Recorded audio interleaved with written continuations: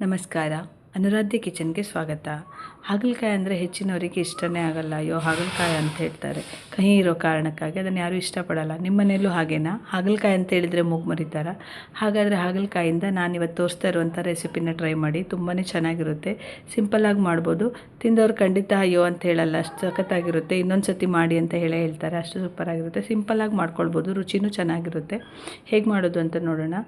ಹಾಗಲಕಾಯಿನ ಫಸ್ಟಿಗೆ ಏನು ಮಾಡಬೇಕು ಅಂತ ಹೇಳಿದರೆ, ಈ ಥರ ನೋಡಿ, ನಾನಿಲ್ಲಿ ಹೊರಗಡೆಯಿಂದ ಸಿಪ್ಪೆನೆಲ್ಲ ರಫಾಗಿ ತೆಗೆದಿದ್ದೀನಿ. ಅದನ್ನು ತೆಗೆದು ಸ್ವಲ್ಪ ಕಹಿ ಕಡಿಮೆ ಆಗುತ್ತೆ ಅಂತ ಹೇಳ್ತಾರೆ, ಹಾಗಾಗಿ ಅದನ್ನೆಲ್ಲ ಹೊರಗಡೆ ಸಿಪ್ಪೆ ತೆಗೆದು ಒಳಗಡೆಯಿಂದ ಬೀಜ ಮತ್ತು ತಿರುಳನ್ನೆಲ್ಲ ತೆಕ್ಕೊಂಡು ನೀಟಾಗಿ ಸಣ್ಣ ಸಣ್ಣದಾಗಿ ಕಟ್ ಮಾಡ್ಕೊಂಡು ಇಟ್ಕೊಂಡಿದ್ದೀನಿ. ಈಚೆ ನೋಡಿ, ಇಲ್ಲಿ ನೀರು ಬಿಸಿ ಆಗೋಕೆ ಇಟ್ಟಿದ್ದೆ. ಅದಕ್ಕೆ ನಾನು ಉಪ್ಪು ಮತ್ತು ಸ್ವಲ್ಪ ಅರಿಶಿನ ಹಾಕಿದ್ದೆ. ಅದು ಕುದಿಯೋಕ್ಕೆ ಶುರು ಆದಮೇಲೆ ಏನು ಮಾಡಬೇಕು, ಕಟ್ ಮಾಡಿದಂಥ ಹಾಗಲಕಾಯಿಗಳನ್ನೆಲ್ಲ ಇದರಲ್ಲಿ ಹಾಕ್ಕೊಂಡು ಬೇಯಿಸ್ಕೊಳ್ಬೇಕು. ಒಂದು 5 ಮಿನಿಟ್ಸ್ ಚೆನ್ನಾಗಿ ಕುದಿಬೇಕು. ಕುದ್ದಾಗ ಏನಾಗುತ್ತೆ, ಅದರಲ್ಲಿ ಕಹಿ ಅಂಶ ಎಲ್ಲ ಸ್ವಲ್ಪ ಬಿಟ್ಕೊಳ್ಳುತ್ತೆ. ಅಂದರೆ ನೀರು ತೆಗಿತೀವಲ್ಲ, ಆಗ ಸ್ವಲ್ಪ ಕಹಿನೂ ಕಡಿಮೆ ಆಗುತ್ತೆ. ಮತ್ತು ಹಾಗಲಕಾಯಿ ಬೇಯೋ ತನಕ, ಅಂದರೆ ಸಾಫ್ಟ್ ಆಗೋ ತನಕ ಇದನ್ನು ಚೆನ್ನಾಗಿ ಇದರಲ್ಲಿ ಬೇಯಿಸ್ಕೊಳ್ಬೇಕು. ಒಂದು 5 ಮಿನಿಟ್ಸ್ ಚೆನ್ನಾಗಿ ಬೇಯಬೇಕು. ಹಾಗಲಕಾಯನ್ನು ಮಾಡಿ ತಿನ್ನೋದ್ರಿಂದ ಹೆಲ್ತಿಗೂ ಎಲ್ಲ ಹೆಲ್ತಿಗೆ ಒಳ್ಳೆ ಬೆನಿಫಿಟ್ಸ್ ಇರುತ್ತೆ. ಆದರೆ ಯಾರು ಇಷ್ಟಪಡಲ್ಲ ಅನ್ನೋ ಕಾರಣಕ್ಕೆ ಏನಾದರೂ ಹೊಸ ರೆಸಿಪಿ ಟ್ರೈ ಮಾಡ್ತಾ ಇರಬೇಕಾಗುತ್ತೆ. ಹಾಗಾಗಿ ನೋಡಿ, ಈ ಥರ ಒಂದು ಸರಿ ಮಾಡಿದರೆ ಖಂಡಿತ ಇಷ್ಟಪಟ್ಟು ತಿಂತಾರೆ. ಕಹಿ ಗೊತ್ತೇ ಆಗಲ್ಲ ಇದರಲ್ಲಿ. ಈಗ ನೋಡಿ, ಅದೊಂದು 5 ಮಿನಿಟ್ಸ್ ಚೆನ್ನಾಗಿ ಕುದ್ದಿದೆ, ಬೆಂದಿದೆ ಹೋಳು. ಯಾಕಂದರೆ ಕಲರ್ ಸಹ ಸ್ವಲ್ಪ ಚೇಂಜ್ ಆಗಿದೆ, ನೋಡ್ತಿರ್ಬೋದು. ಹೀಗಾದಾಗ ಗ್ಯಾಸ್ ಸ್ಟವ್ ಆಫ್ ಮಾಡಿ ನೋಡ್ತಿರ್ಬೋದು. ನೋಡಿ, ಇಲ್ಲಿ ಇದು ಕಲರ್ ನೋಡಿ, ಆಗೋಕ್ಕಿಂತ ಈಗ ಕಲರ್ ಹೇಗೆ ಚೇಂಜ್ ಆಗಿದೆ ಅಂಥೇಳಿ.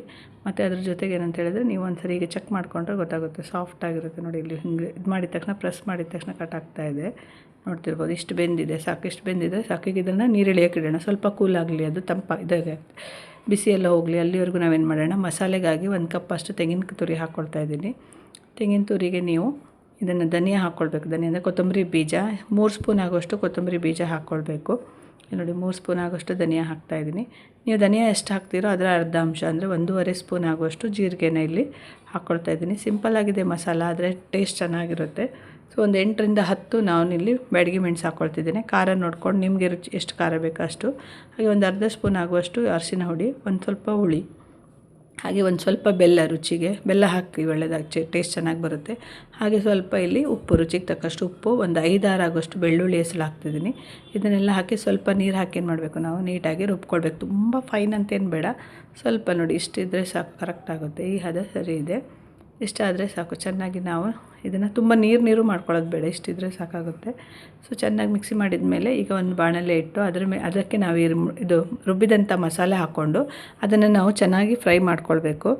ನೀರೆಲ್ಲ ಏನು ಹಾಕೋದು ಬೇಡ. ಯಾಕೆ ಫ್ರೈ ಮಾಡಬೇಕು ಅಂದರೆ, ಅದರಲ್ಲಿರೋ ನೀರು, ನಾವು ಆಲ್ರೆಡಿ ಸ್ವಲ್ಪ ನೀರು ಹಾಕಿದ್ವಲ್ಲ, ನೀರೆಲ್ಲ ಇದಾಗಬೇಕು, ಡ್ರೈ ಆಗಬೇಕು. ಅಷ್ಟೇ ಅಲ್ಲದೆ ಹಾಕಿರುವಂತಹ ಧನಿಯಾ, ಜೀರಿಗೆ, ಬೆಳ್ಳುಳ್ಳಿ ಎಲ್ಲ ಹಸಿ ವಾಸನೆ ಇದೆಯಲ್ಲ, ಅದೆಲ್ಲ ಹೋಗಬೇಕು. ಅಲ್ಲಿವರೆಗೂ ಚೆನ್ನಾಗಿ ನಾವು ಇದನ್ನು ಒಂದು 2 ಮಿನಿಟ್ಸ್ ಫ್ರೈ ಮಾಡ್ಕೊಳ್ಬೇಕು. ನೋಡ್ತಾ ಇರ್ಬೋದು ನೀವು, ಇಲ್ಲಿ ಈ ಥರ ಫ್ರೈ ಆಗ್ತಾ ಇರುವಾಗ ನೋಡಿ, ಅಲ್ಲಿ ತಳಕ್ಕೆ ಹಿಡಿಯೋಕ್ಕೆ ಶುರು ಆಗಿದೆ. ಈ ಥರ ಡ್ರೈ ಆಗ್ತಾ ಇದೆ ಅನ್ನುವಾಗ ಸಾಕು, ಕರೆಕ್ಟಾಗಿರುತ್ತೆ ಈ ಥರ. ಈಗ ಅದರ ಪರಿಮಳನೂ ಎಲ್ಲ ಚೆನ್ನಾಗಿ ಬರ್ತಾ ಇರುತ್ತೆ, ಹಸಿ ವಾಸನೆ ಆಗಿ ಒಳ್ಳೆ ಪರಿಮಳ ಬರೋಕ್ಕೆ ಶುರು ಆಗಿರುತ್ತೆ. ಇಷ್ಟಾದಾಗ ಆಫ್ ಮಾಡಿ. ಈಗ ನೋಡಿ, ಇಲ್ಲಿ ಒಂದು ತವಾ ಇಟ್ಟಿದ್ದೀನಿ, ಅದಕ್ಕೆ ಸ್ವಲ್ಪ ಎಣ್ಣೆ ಹಾಕ್ಕೊಳ್ತಿದ್ದೀನಿ. ಮೀಡಿಯಮ್ ಇದು ಫ್ಲೇಮ್ ಫುಲ್ಲು ಲೋ ಇಡಿ. ಅದು ಚೆನ್ನಾಗಿ ಕಾಯುವಾಗ ಈಚೆ ಸೈಡಿಂದ ಏನು ಮಾಡಿ ಅಂದರೆ, ನೀವು ಮಾಡಿಟ್ಟಂಥ ಮಸಾಲನ ಈ ಬೇಯಿಸಿಟ್ಕೊಂಡಂಥ ಹಾಗಲಕಾಯಿ ಒಳಗಡೆ ಚೆನ್ನಾಗಿ ಸ್ಟಫ್ ಮಾಡ್ಕೊಳ್ಬೇಕೆಲ್ಲ ನೀಟಾಗಿ. 2 ಕಡೆಯೂ ತುಂಬಿಸ್ಕೊಳ್ಬೇಕು. ಮಸಾಲೆಗಳನ್ನು ಚೆನ್ನಾಗಿ ತುಂಬಿಸಿ, ಮಸಾಲನೆಲ್ಲ ತುಂಬ ಚೆನ್ನಾಗಿದ್ರೆ, ಮಸಾಲೆ ಹಿಡಿದ್ರೆ ಅದು ಟೇಸ್ಟ್ ಚೆನ್ನಾಗಿರುತ್ತೆ. ಹಾಗಾಗಿ ಚೆನ್ನಾಗಿ ತುಂಬಿಸ್ಕೊಳ್ಳಿ. ಇದೇ ಥರ ಎಲ್ಲ ಹೋಳುಗಳಿಗೂ ನೀವು ಮಸಾಲೆನ ಹಾಕಿದ ಮೇಲೆ ಒಂದೊಂದಾಗಿ ನೋಡಿ, ಕಾದಿರೋ ತವಾದ ಮೇಲಿಟ್ಟು ಲೋ ಫ್ಲೇಮಲ್ಲಿ ನೀಟಾಗಿ ಬೇಯಿಸ್ಕೊಳ್ಬೇಕು. 2 ಕಡೆಯೂ ಎಲ್ಲ ಕಡೆಯೂ ಮಗ್ಚ್ಕೊಂಡು ಮೇಲೆ ಕೆಳಗೆ ಸುತ್ತಲೆಲ್ಲ ನೀಟಾಗಿ ರೋಸ್ಟ್ ಮಾಡ್ಕೊಳ್ಬೇಕು ಅದನ್ನು. ನೋಡಿ, ಇಲ್ಲಿ ಈ ಥರ ಆದಮೇಲೆ ಒಂದು ಸ್ವಲ್ಪ ಅದನ್ನು ಹೀಗೆ ನೋಡಿ ಪೊಸಿಷನ್ ಚೇಂಜ್ ಮಾಡ್ಕೊಳ್ಳಿ. ಆಚೆ ಸೈಡೆಲ್ಲ ಚೆನ್ನಾಗಿ ಕಾದಿದೆ ತಳದಲ್ಲಿ. ಈಗ ನಾವು ಅದನ್ನು ಸ್ವಲ್ಪ ಉಲ್ಟಾ ಮಾಡ್ಕೊಳ್ಳೋಣ. ಈ ಥರ ಸೈಡ್ ಮಾಡಿಕೊಂಡು ಹೀಗೆ ಒಂದು ಸ್ವಲ್ಪ ಅದರ ಪೊಸಿಷನ್ ಚೇಂಜ್ ಮಾಡಿ ಕಾಸ್ಕೊಳ್ಬೇಕು. ಅದರ ಮೇಲೆ ಸ್ವಲ್ಪ ಎಣ್ಣೆಗೆ 1 ಸ್ಪೂನ್ ಆಗೋಷ್ಟು ಎಣ್ಣೆ ಹಾಕ್ತಾಯಿದ್ದೀನಿ. ಈ ಥರ ಎಣ್ಣೆಯಲ್ಲಿ ಬೇಯಿಸ್ಕೊಂಡಿರೋದ್ರಿಂದ ಟೇಸ್ಟು ಚೆನ್ನಾಗಿರುತ್ತೆ, ಕಹಿನೂ ಗೊತ್ತೇ ಆಗಲ್ಲ, ಸೂಪರಾಗಿರುತ್ತೆ. ನೋಡಿ, ಇಲ್ಲಿ ಎಷ್ಟು ಚೆನ್ನಾಗಿದೆ ಅಂತ. ಒಂದು ಸ್ಪ್ಯಾಚುಲಾ, ಸ್ಪೂನು ಯಾವುದ್ರದ್ದು ಹೆಲ್ಪಿಂದ ಈ ಥರ ಎಲ್ಲ ಕಡೆಯೂ ನೋಡಿ, ಇಲ್ಲಿ ಮೇಲೆ ಎಷ್ಟು ಚೆನ್ನಾಗಿ ರೋಸ್ಟ್ ಆಗಿದೆ ಅಂತ. ಈ ಥರ ಚೆನ್ನಾಗಿ ಬೇಯಿಸ್ಕೊಂಡ್ರೆ ಆಯಿತು.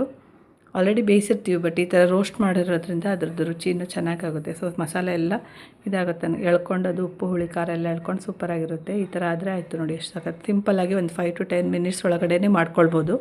ಈ ರೆಸಿಪಿ ಚಪಾತಿ ಜೊತೆಗೆ ಮತ್ತು ಅನ್ನದ ಜೊತೆಗೆ ಎಲ್ಲ ಚೆನ್ನಾಗಿರುತ್ತೆ. ಚಪಾತಿ ಜೊತೆ ಸೈಡ್ ಡಿಶ್ ಆಗಿಯೂ ಸೂಪರಾಗಿರುತ್ತೆ. ನೋಡಿ ಎಷ್ಟು ಚೆನ್ನಾಗಿ ಕಾಣ್ತಾ ಇದೆ ಅಂತ, ಚೆನ್ನಾಗಿರುತ್ತೆ. ಅದರಲ್ಲೂ ಬಿಸಿ ಅನ್ನಕ್ಕೆ ತುಪ್ಪ ಹಾಕಿ ಕಲಿಸ್ಕೊಂಡು ತಿಂತಾಯಿದ್ರೆ ಸಖತ್ತಾಗಿರುತ್ತೆ ಟೇಸ್ಟು. ಹಾಗಲಕಾಯಿ ಅಂತ ಅನ್ಸೋದೇ ಇಲ್ಲ, ಅಯ್ಯೋ ಹಾಗಲಕಾಯಿ ಅನ್ನಲ್ಲ, ವಾವ್ ಸೂಪರ್ ಅಂತಲೇ ತಿಂತಾರೆ ಎಲ್ಲರೂ. ಸೊ ಹಾಗಾಗಿ ಇವತ್ತಿನ ಈ ರೆಸಿಪಿ ನಿಮಗೆಲ್ಲ ಇಷ್ಟ ಆಯಿತು ಅಂತ ಅಂದ್ಕೊಳ್ತೀನಿ. ಇಷ್ಟ ಆದರೆ ನನ್ನ ವೀಡಿಯೋಗೊಂದು ಲೈಕ್ ಕೊಡಿ. ವೀಡಿಯೋನ ಸೇವ್ ಮಾಡಿಕೊಂಡು ನೀವು ರೆಸಿಪಿನ ಟ್ರೈ ಮಾಡಿ ಹೇಗಿತ್ತು ಅಂತ ಕಮೆಂಟಲ್ಲಿ ತಿಳಿಸಿ. ನಿಮ್ಮ ಫ್ರೆಂಡ್ಸ್ಗೆ ರಿಲೇಟಿವ್ಸ್ಗೆಲ್ಲ ವೀಡಿಯೋನ ಶೇರ್ ಮಾಡೋದು ಮರಿಬೇಡಿ. ಹಾಗೆ ಯಾರೆಲ್ಲ ನನ್ನ ಚಾನಲ್ನ ಸಬ್ಸ್ಕ್ರೈಬ್ ಮಾಡ್ಕೊಳ್ಳಿಲ್ಲ ಸಬ್ಸ್ಕ್ರೈಬ್ ಮಾಡ್ಕೊಳ್ಳಿ. ಎಲ್ರಿಗೂ ಒಳ್ಳೆಯದಾಗಲಿ. ಶುಭ ದಿನ.